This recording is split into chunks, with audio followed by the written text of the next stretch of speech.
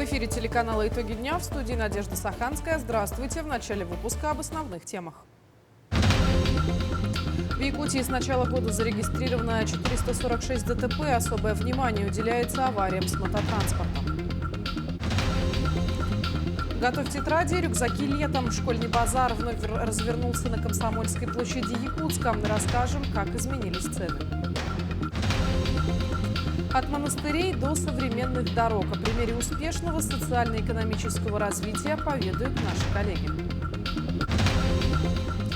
Балки нет, остались прогулки. Городской пляж на 202-м микрорайоне закрыт, а объекты благоустройства в купальной зоне будут законсервированы. День рождения зверька российского происхождения отметили в Южной Якутии. В Нерюнгринской библиотеке провели мероприятие, посвященное чебурашке.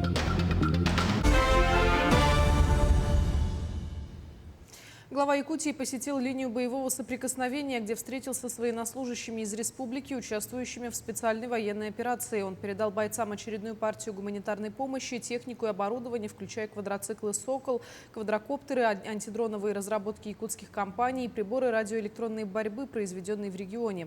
Также Айсен Николаев передал слова благодарности от жителей Якутии, выслушал пожелания бойцов по оснащению фронта, вручил государственные и ведомственные награды отличившимся военнослужащим. В Якутии с начала года зарегистрировано 446 дорожно-транспортных происшествий. Особое внимание уделяется авариям с участием мототранспорта. Обо всем в следующем сюжете. За текущий год в республике зарегистрировано уже 58 дорожно-транспортных происшествий с участием мототранспорта. 28 из них произошли в столице. Статистика неутешительна. 18 человек получили травмы и 4 погибло. 3 августа в районе села Капитоновка 37-летний мотоциклист, следуя в сторону села Тулугина, выехав на полосу, предназначенную для встречного движения, совершил столкновение с автомобилем Nissan Pina. В результате мотоциклист от полученных травм скончался в медучреждении. 9 августа в селе Хатасы произошло столкновение мотоцикла Регулмото Атлет Про под управлением 15-летнего подростка, в результате которого несовершеннолетний водитель мототранспорта и его несовершеннолетний пассажир погибли на месте автоаварии до приезда скорой медицинской помощи. Во всех случаях у мотоциклистов не было водительского удостоверения соответствующих категорий, мототранспортные средства не были зарегистрированы в установленном порядке. А что касается республики, то с начала года зарегистрировано более 400 дорожно-транспортных происшествий. На сегодняшний день на территории Республики Саха-Якутия зарегистрировано 446 дорожно-транспортных происшествий, в которых погибло 45 человек и 596 человек получили различные травмы. С участием мототранспорта на территории республики зарегистрировано 58 дорожно-транспортных происшествий, в которых погибло 10 человек, из которых 4 несовершеннолетних, ранено 48 человек, из которых 13 несовершеннолетних. В настоящее время ведется детальный анализ причин аварийности. Ожидается, что результаты позволят разработать эффективные меры по повышению безопасности на дорогах. Госавтоинспекция напоминает о необходимости неукоснительного соблюдения правил дорожного движения. Анастасия Пуляева, Владимир Павлов, Якутск. В Якутии за последнюю неделю потерялось 32 человека. С наступлением сезона сбора дикорастущих ягод и грибов участились случаи потери людей. Прошедшие выходные в Якутске на 13 и 15 километрах Вилюйского тракта на третьи сутки нашли женщину 73 лет. Также в Кангаласском районе 50-летняя женщина из села Углахан Анна ушла по грибы и не вернулась. Ее нашли в 5 километрах от запада от Кадибаза. Состояние нормальное, медпомощь не потребовалась. В Алданском районе пропавшая женщина 51 года рождения сама вышла из леса и пришла к родственникам. Состояние удовлетворительное. Я хотел бы все-таки попросить и предупредить жителей республики перед тем, идти на сбор дикорастущих или на рыбалку, на охоту, но все-таки быть бдительными, оповестить своих родных, взять с собой предметы первой помощи, это в любом случае телефон заряженный, может быть спичка, если там вдруг наступит ночь и так далее. В Якутии продолжается работа по оказанию адресной помощи военнослужащим, участникам специальной военной операции и членам их семей. 192 семьям в республике оказана материальная помощь на газификацию жилого дома. 724 родителя военнослужащих получили помощь на санаторно-курортное лечение. 548 человек – материальную помощь для выезда к месту лечения военнослужащего. В Центры занятости населения за помощью в трудоустройстве обратились 919 человек, из них 170 направлены на профессиональное обучение, трудоустроено 570 человек. С 11 по 15 августа в честь Международного дня здорового сердца в республике проходит неделя профилактики сердечно-сосудистых заболеваний. В течение недели будут организованы участие медицинских специалистов в теле- и радиопередачах, информационные и профилактические публикации в СМИ и социальных сетях. В России болезни сердца и сосудов остаются одной из главных причин смертности. В последние годы наблюдается постепенное снижение как общей заболеваемости такими заболеваниями, так и смертности от них. Это связано с массовой диспансеризацией, повышением эффективности современного лечения, а также с ростом осведомленности общества о важности профилактики. В Якутии трудоустроены 6 людей с инвалидностью благодаря поддержке НКО «Ситим». С каждым из них заключены официальные трудовые договоры. Мужчины работают уборщиками, а женщины занимаются пошивом постельного белья, рукавиц, фартуков и других изделий на заказ. Кроме того, люди с ОВЗ оказывают помощь социальным работникам. Напомню, что трудоустройство граждан с ограниченными возможностями здоровья – одна из приоритетных задач в Якутии. В рамках программы поддержки организациям предоставляются квоты на рабочие места для инвалидов и субсидии на выплату заработной платы. Моя работа заключается в том, чтобы сопровождать ребят в мероприятия, например, мы в бассейн ходим, в какие-то клубы посещаем, то есть развивающие, потом в больницу, в аптеку. В магазин ходим, покупаем продукты, помогаем также дежурить. Мне очень нравится эта сфера, пока обучалась, уже вникла в нее. От феодального прошлого к современному процветанию за последние 60 лет масштаб преобразования и исторический контекст развития Сидзанского автономного района дают полные основания считать эту провинцию экономическим лидером Китая. Экономика, экология и культура подчеркивают комплексный подход к развитию региона. О примере гармоничного развития расскажут наши китайские коллеги.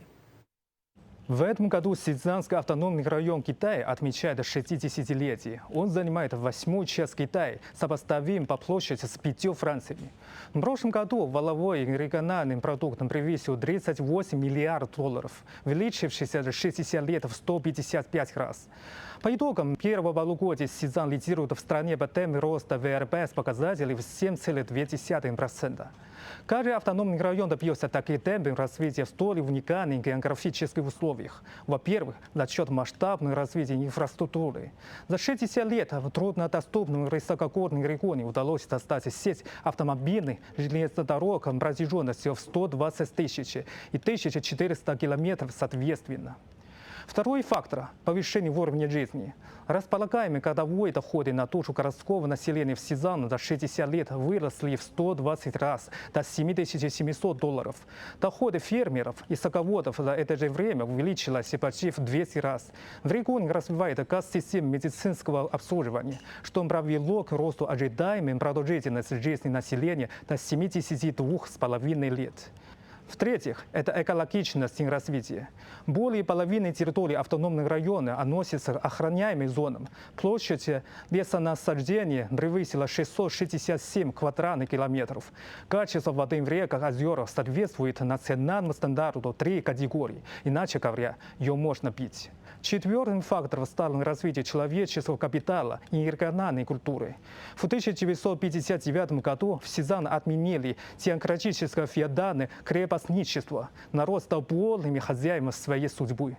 Сегодня 90% депутатов местного собрания народных представителей – это тибетцы и другие этнические меньшинства. В Сидзане мирно сосуществует буддизм, ислам и христианство.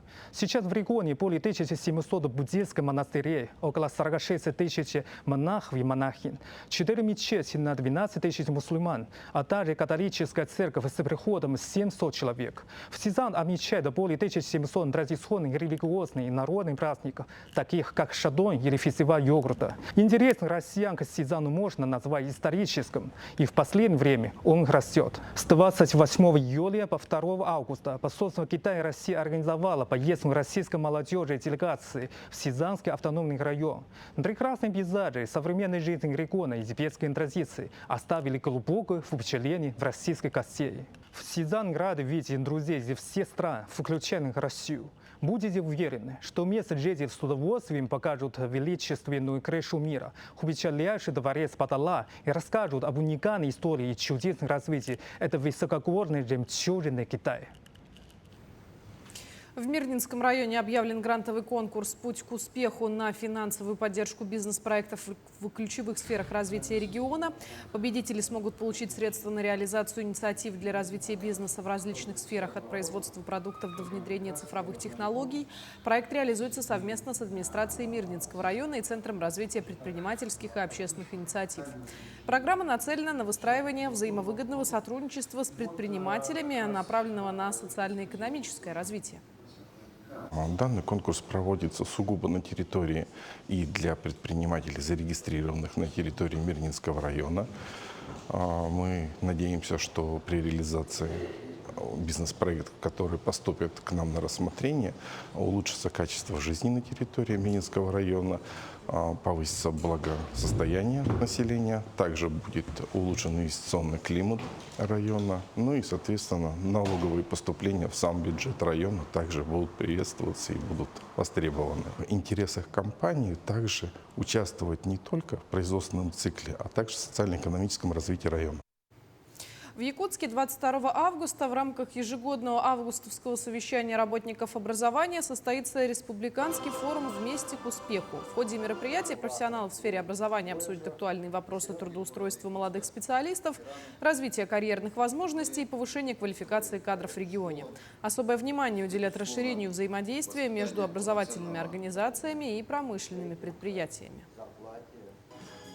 Среднероссийский чек на минимальный школьный набор из формы, обуви, рюкзака и канцелярии вырос за год на 7%. Причем, как отмечают эксперты и аналитики, все чаще родители стремятся заранее приобрести все необходимое, не дожидаясь периода ажиотажного спроса. Во сколько в этом году обойдутся сборы ребенка в школу, знает Петр Васильев.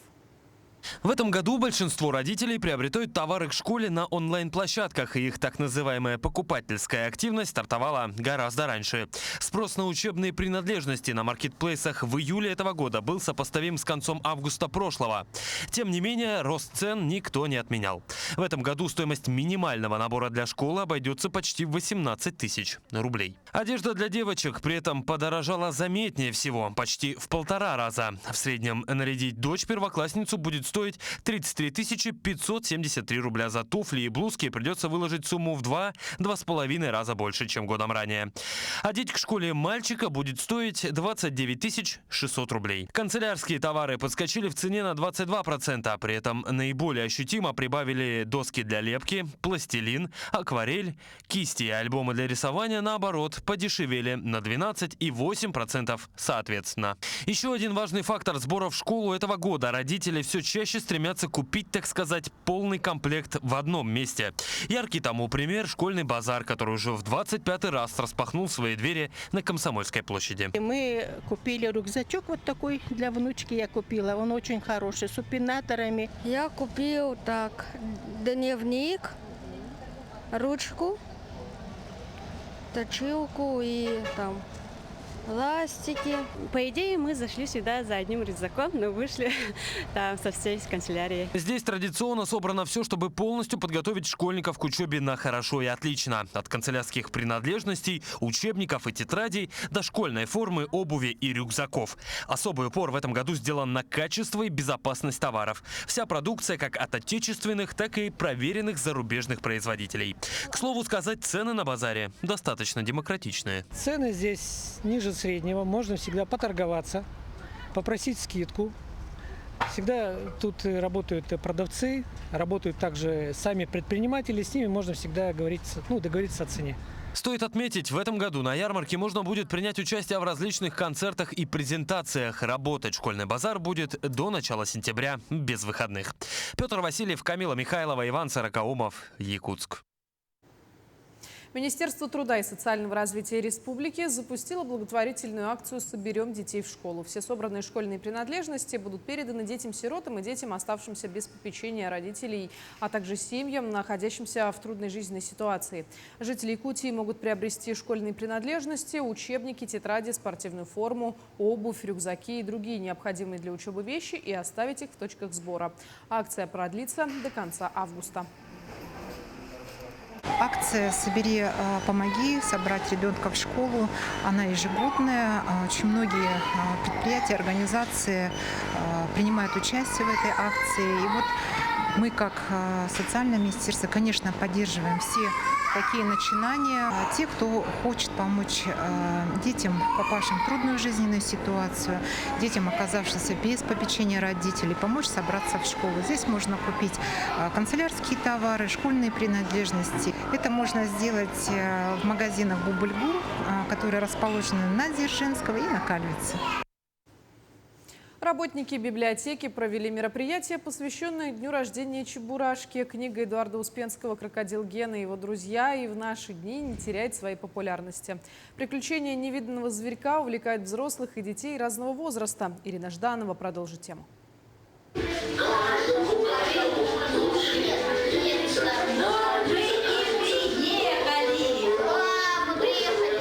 Путешествие на сказочном паровозике погружает ребят в творчество детского писателя Эдуарда Успенского. На каждой станции новое задание, с которыми юные пассажиры легко справляются. Где жил раньше Чебурашка?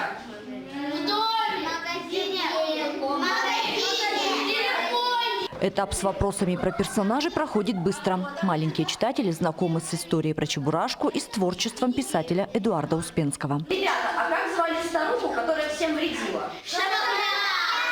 Неизвестный науке зверь Чебурашка, но любимый и малышами, и взрослыми персонаж отмечает день рождения 20 августа. Все эти дни в Нерюнгринской библиотеке организованы мероприятия для детей из школ и детских садов. Мы его перенесли на сегодняшний день, потому что думаем, что еще к нам ребята придут из других школ, из других лагерей. И до 20 числа мы будем со всеми поздравлять Чебурашку. А впереди у гостей праздника станция игровая. После умственного труда пришло время проверить себя на быстроту и ловкость.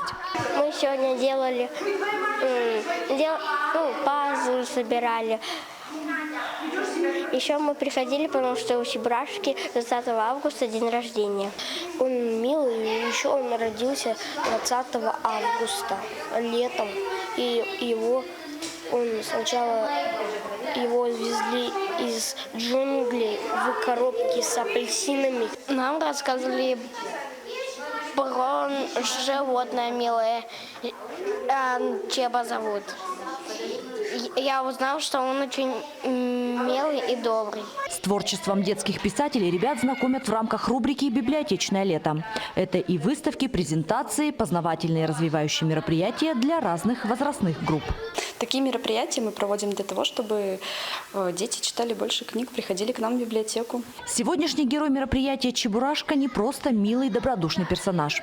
Он учит читателей и зрителей важным ценностям – тянуться к знаниям, быть смелым и всегда помогать ближним. Ирина Жданова, Захар Головин, Нерюнгри.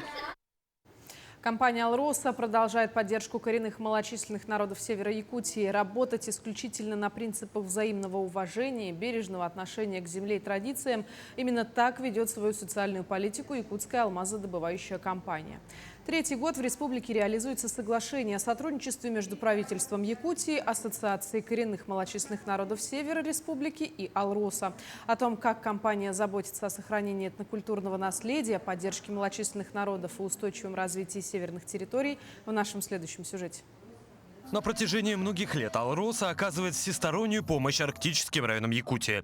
Только за последние 7 лет компания направила более 1,5 миллиарда рублей на целевую поддержку территорий, где проживают коренные малочисленные народы Севера. «Алроса» – это единственная компания вообще в российской практике, которая действует на принципах соуправления. Через наших представителей в муниципальных образованиях, в региональных органах власти местное население участвует в управлении компанией «Алроса». Компания пошла дальше, и у нас уже 3-й год действует программа, непосредственно договор с общественной организацией Ассоциация коренных малочисленных народов Севера, которая направлена именно на решение этнокультурных задач.